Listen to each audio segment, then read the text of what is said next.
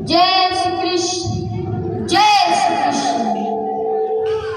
मुखात विठ्ठल नाम, मुखात विठ्ठल नाम, तरी कृष्णाचा कर्मयोग. अभंगांच्या विचारातून, अभंगांच्या विचारातून साधूया क्रांतीचा महासत्संग. गीतेचा सार सांगून टिळकांनी, गीतेचा सार सांगून टिळकांनी पेटवली विचारांची मशाल. उठा वीरो, उठा वीरो सत्यवान, घडवायचा आहे इतिहास विशाल, इतिहास विशाल. विठ्ठल विठ्ठल विठ्ठल.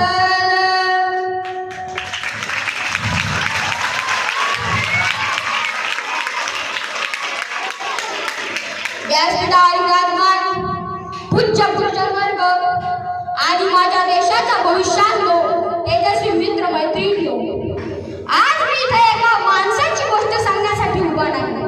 मी आज इथे एका युगाची गोष्ट सांगणार आहे. त्या युगाचं नाव होतं लोकमान्य बाळ गंगाधर टिळक. टिळक कोण होते? संत कबीर 500 वर्षांपूर्वी जणू टिळकांचेच वर्णन करून गेले आणि त्यानंतर त्या वर्णनाला आवाज दिला तो म्हणजे महेंद्र कपूर साहेबांनी. नदियां नबिय कभी अपना जल, वृक्षण खाए कभी अपने फल. अपने तन का मन का धन का दूजा को दे जो दान है, वो सच्चा इंसान अरे इस धरती का भगवान है. नदियां नबिय कभी अपना जल, वृक्षण खाए कभी अपने फल. अपने तन का मन का धन का दूजा को दे जो दान है, वो सच्चा इंसान अरे इस धरती का भगवान है. मित्रांनो, हेच त्या महाराष्ट्राचे सिंह, यांचं नाव लोकमान्य बाळ गंगाधर टिळक. मी आज तुम्हाला टिळक समजवणार नाही. मी आज इथं टिळक जागवणार आहे. 5 त्याग मंत्र त्यांचे सांगणार आहे. पहिला त्याग मंत्र ज्ञानाचा त्याग. नदी कधी सोन्याचं पाणी पित नाही, त्याचप्रमाणे टिळकांनी 1877 साली BA आणि 1879 साली LLB पदवी प्राप्त केली. वकिली केली असती तर लक्षाधीश झाले असते, परंतु 1880 साली नोकरीला नाथ मारली. का? कारण ज्ञानाची तहान भागवायची होती. पगार फक्त 75 रुपये घेऊन new English school, Fergusson college, Deccan education society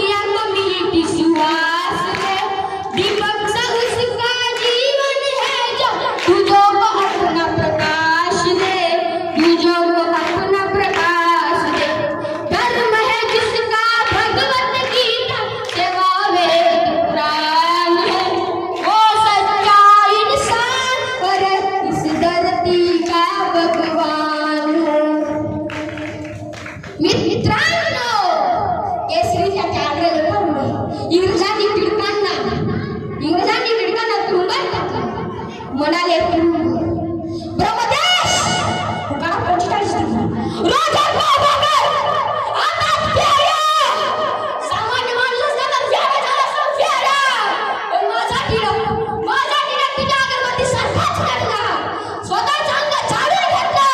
परंतु गीता रस हजार पाणी ग्रंथ लिहून जगाला कर्मयोगाची विधी श्वास दिली.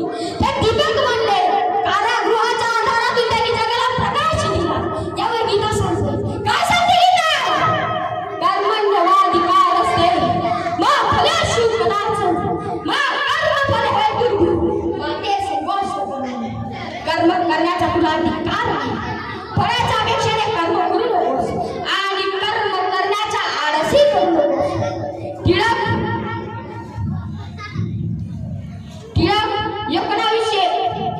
1916 साली भर सभेत गर्जले. टिळकांचा सेवा मार्ग धर्म होता. मग तो वेद असो पुराण असो की बायबल आहे देहाचा त्याग. विठ्ठल विठ्ठल विठ्ठल. चौथा त्याग मनाचा त्याग. चाहे कोई गुणगान करे चाहे करे निंदा कोई फूलों से कोई सत्कार करे कांटे चुभ जाए कोई कांटे चुभ जाए कोई. मान और अपमान ही दोनों जिसके लिए समान है वो सच्चा इंसान अरे इस धरती का भगवान है. मित्रांनो लाखो लोकांनी लोकमान्य म्हणून सुरू केली. इंग्रजांनी राजगृहाचा पिता म्हणून काटे ठोकले. परंतु टिळकाला तुरुंगात टाकलं. परंतु माझ्या टिळकाला मान आणि अपमान दोन्ही समान होते. का? कारण गीता सांगते सुख दुःख समे कृत्वा लाभा लाभो जया जयो ततो इत्थायस्य नैवं पापं वापससि नैवं पापं वापससि.